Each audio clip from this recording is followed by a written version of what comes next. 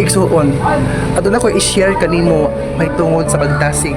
Ikapoy na baka sa imong mga problema, gibug-ata na baka sa mga pagsulay nga imong giagian karon, nakakos ba ni kanimo og stress, nakakos ba ni kanimo og anxiety, wala bang imong kalipay tungod ning mga problema? To the point nga murag gusto na ka mo give up, murag gusto na ka mo undang sa imong kinabuhi. Igsuon, ayaw ka discourage ug ayaw pagpadala sa imong gibati karon. Abi nimo igsuon, ingon sa Bible ya sa Matthew 11:28, "Come to me, all you who are weary and burdened, and I will give you rest." Igsuon, duol diha sa Ginoo. Kay naa diha sa Ginoo ang tinuod nga kapahulayan. Dili kapahulayan nga kanang murag mamatay na ka. Dili nga ana.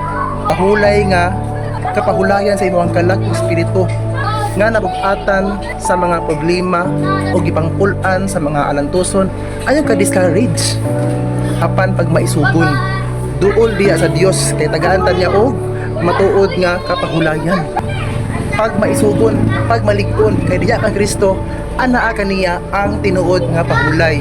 Duol kaniya og iyang i-restore ang imong kusog, iyang i-restore ang imong mga nahuy-huy nga mga tuhod. Mga isuon, duol sa Ginoo, pinaagi sa mga pag-ampo kana imong mga problema, kana imong mga kabug-aton sa kasing-kasing karon, itugiyan na sa Ginoo, ihilak na diya atubangan sa Ginoo ug tagaan kanyang matuod nga kapahulayan ug mugaan ang imong mga paminaw diya sa mga pag-ampo. For sure mga isuon, tabangan jud kaniya.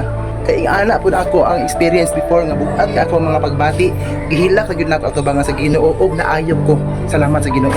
In the mighty name of Jesus, you will be healed. You will receive healing mentally, physically, and spiritually. Ug tagaan kag kalinaw sa Dios o grasya. Amen.